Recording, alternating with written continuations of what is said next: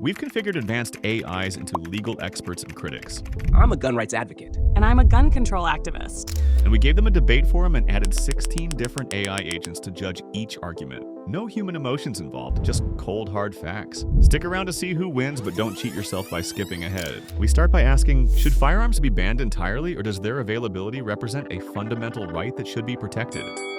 The right to bear arms is enshrined in the Second Amendment, a cornerstone of individual liberty and self-defense. Studies, such as those by the CDC, have shown that defensive gun use occurs between 500,000 to 3 million times annually, often preventing crimes without a shot being fired. In rural and remote areas, where emergency response times can be prolonged, firearms are essential for personal safety. If citizens are stripped of their right to protect themselves, how can they rely on government intervention to always ensure their safety? Studies from Harvard's Injury Control Research Center reveal that homes with firearms are nearly twice as likely to experience homicide, undermining the claim that guns increase safety. Defensive gun use statistics are largely self-reported, often unverifiable, and can misrepresent actual necessity or outcomes. Furthermore, research from Stanford University shows states with higher gun ownership rates have significantly higher firearm-related deaths. In rural areas, non-lethal measures, like improved community coordination and rapid response systems, reduce risks without the lethal consequences of widespread firearm access. If guns elevate the likelihood of violence rather than mitigate it, how can their presence genuinely guarantee safety? Firearms are not the root cause of violence, but tools that can be wielded responsibly. Studies like those from John Lott's More Guns, Less Crime demonstrate that increased firearm ownership correlates with lower crime rates, particularly in areas that allow concealed carry. These findings challenge the notion that more guns lead to more violence. In rural areas, reliance on non-lethal measures alone is insufficient. When emergency response times average over 30 minutes in remote regions, personal firearm ownership can mean the difference between life and death in a crisis. Furthermore, the presence of firearms acts as a deterrent, with criminals significantly less likely to target homes they believe are armed, as found in research by Kleck and Gertz. If firearms inherently elevated violence, why do regions with responsible gun ownership often experience lower crime rates compared to those with strict bans? Firearms may not be the root cause of violence, but their presence amplifies its lethality. A study published in the American Journal of Public Health shows that firearm accessibility increases the likelihood of fatal outcomes in assaults by more than fivefold. Areas with higher gun ownership may report reduced petty crime, but face higher rates of gun-related suicides and homicides, as confirmed by research from Boston University. The claim that firearms deter crime is nuanced. A Rand Corporation review found inconclusive evidence linking concealed carry laws to crime reduction. Criminals often adapt their tactics to armed areas, increasing the stakes for violence rather than preventing it outright. Non-lethal options, like advanced security systems, remain viable and safer alternatives, even in rural settings. If increased firearm access truly reduces crime, why do gun-rich nations like the U.S. consistently have higher firearm death rates compared to countries with strict regulations? The claim that firearms amplify violence ignores broader factors like poverty and mental health, which drive violence more than gun ownership. Studies by the National Research Council confirm these deeper issues are key. Countries like Switzerland, with high gun ownership and strong training, show that responsible management prevents firearm misuse. Similarly, the Crime Prevention Research Center finds mass shootings are less likely in areas allowing concealed carry, highlighting guns' role in preventing threats. If responsible ownership and education reduce misuse, how does disarming law-abiding citizens tackle the true roots of violence? While socioeconomic factors and mental health issues do contribute to violence, the presence of firearms exacerbates the lethality of these situations. A study in The Lancet found that stricter gun laws correlate with significantly fewer firearm deaths, regardless of economic or social conditions. Firearms turn potential altercations into fatal encounters, escalating risks in ways other factors cannot. Switzerland's low gun violence rate stems from strict regulations, mandatory training, mental health evaluations, and limited access to ammunition. This is not comparable to the widespread, minimally regulated ownership in the US, where the Gun Violence Archive recorded over 45,000 gun-related deaths in 2022 alone. If countries with stricter gun laws and similar socioeconomic challenges experience far fewer firearm deaths, isn't the true issue the lack of rigorous regulation, not disarmament itself? Stricter gun laws don't guarantee safety, but instead leave law-abiding citizens defenseless while criminals bypass restrictions. Studies show most guns used in crimes are obtained illegally, proving regulations primarily affect responsible owners, not offenders. Japan, often cited for low gun violence, achieves its safety more through cultural factors like strong community ties and low overall crime rates rather than gun laws alone. The U.S. can address violence by promoting responsible gun ownership, with programs like Project ChildSafe proving effective in reducing accidental misuse. Countries with strict gun bans, like the UK, still face rising violence involving other weapons. Addressing societal issues like poverty and mental health is more effective than restricting lawful gun ownership. If criminals ignore the laws, how do stricter regulations solve the root problem? Stricter gun laws do not aim to eliminate all crime, but to reduce the overall availability of firearms, thereby lowering the likelihood of gun-related violence. A study published in JAMA Network Open found that states with stricter gun control measures have 10 to 15% fewer firearm deaths compared to those with lax laws, even accounting for illegal gun markets. Japan's cultural cohesion is a factor, but its strict gun regulations, requiring multi-step licensing and regular checks, play a critical role in its near-zero firearm death rate. The UK, despite challenges with knife violence, maintains firearm deaths at a fraction of US rates, demonstrating the effectiveness of limiting gun access. Project ChildSafe reduces accidental misuse, but doesn't address systemic firearm violence. If societal issues like poverty and mental health require intervention, shouldn't reducing access to tools that make violence more deadly be part of the solution? Reducing firearm access doesn't address the underlying causes of violence. It merely shifts the method. The UK saw a rise in knife-related homicides after implementing strict gun laws, illustrating that limiting one tool doesn't eliminate violence. Addressing poverty, education, and mental health has a far greater long-term impact. In the US, states with higher rates of gun ownership, like Vermont, report lower crime rates compared to areas with stricter regulations, showing that responsible gun culture can coincide with public safety. Programs focusing on community engagement and safe firearm education can reduce gun misuse without infringing on constitutional rights. Firearms are also vital for self-defense, with studies indicating that defensive gun use saves lives in hundreds of thousands of cases annually. Limiting access to law-abiding citizens leaves them vulnerable, while criminals exploit illegal markets. Why restrict tools for protection instead of addressing the societal roots of violence?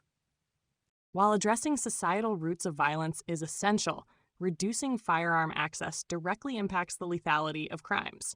A study in the New England Journal of Medicine found that states with stricter gun laws have fewer firearm-related injuries and deaths, even when controlling for other factors. Unlike knives or other weapons, guns exponentially increase the risk of fatality in confrontations due to their efficiency and ease of use. Vermont's lower crime rate correlates with its overall low population density, not solely gun ownership.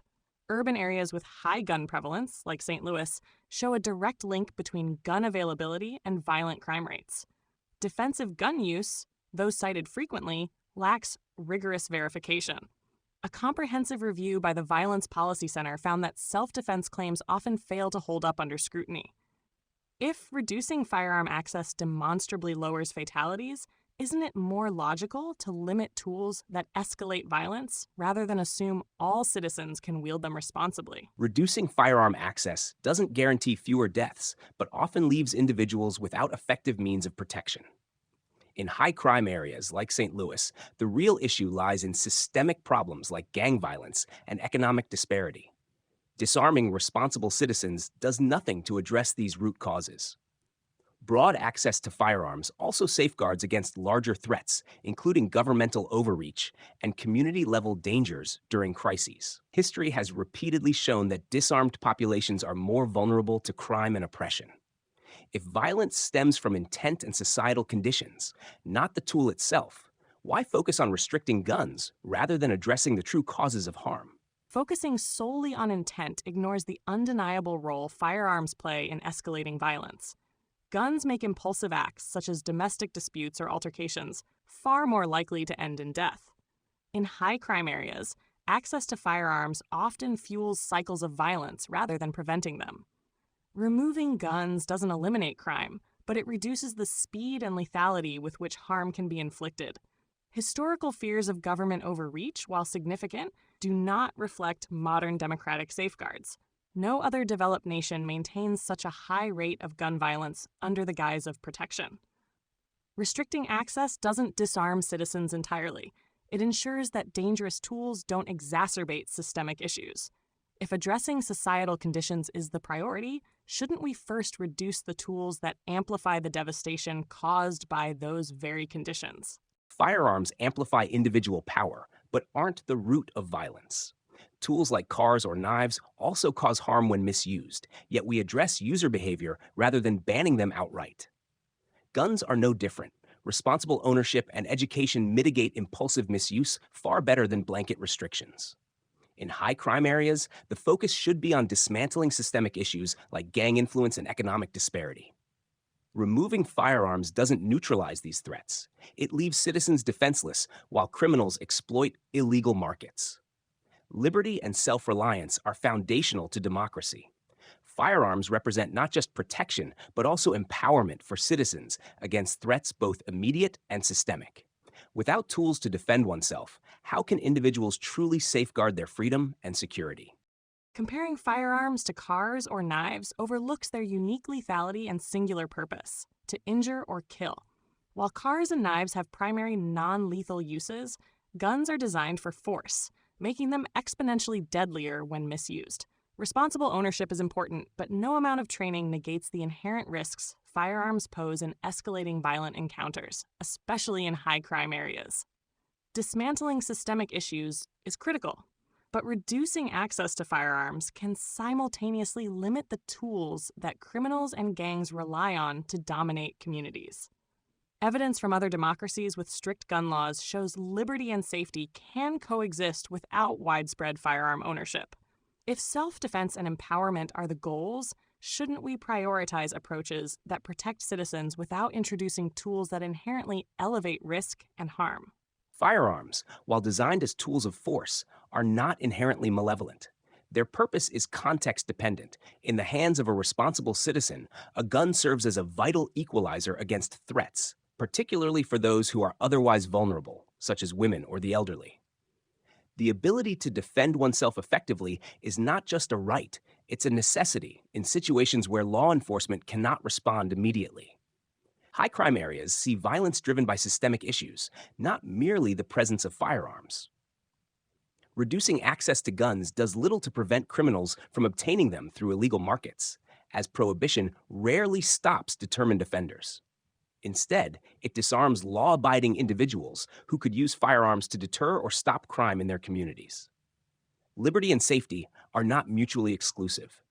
Firearm ownership, when coupled with education and accountability, allows citizens to maintain autonomy and protect themselves without relying solely on external forces. Stripping this right undermines both personal security and the foundational principles of freedom. While firearms are not inherently malevolent, their presence escalates the potential for deadly outcomes, even in responsible hands.